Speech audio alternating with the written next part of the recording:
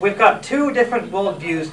People ask about the two. Let me tell you about the two different worldviews. Okay, we believe that 6,000 years ago God made everything, and then 4,400 years ago there was a flood that destroyed the world, and Noah got in a boat with his family, and they repopulated the earth, and the flood destroyed what was left in the earth. And he took two of each kind. He didn't take all of the animals on the ark. He only took two of each kind, so it wasn't a problem. And most of the animals slept and hibernated during that time, so they didn't have a lot of problems. And the boat wasn't designed to go anywhere. It was designed just to sit there and ride throughout the flood. So there were some problems that people say that don't exist, like.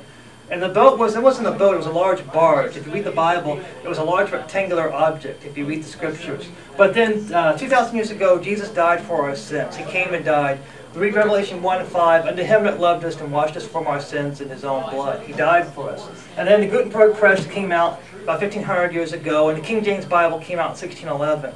Okay, when English was just becoming English, we got our Bible for English-speaking people. And then here we are today, and I say waiting to return of the Lord at any minute. Okay, I do not say don't get involved in politics or get involved in trying to fight the new order or anything like that. I say he could be coming back at any minute, and we need to be doing right. That's what I say. But the evolution timeline is very different.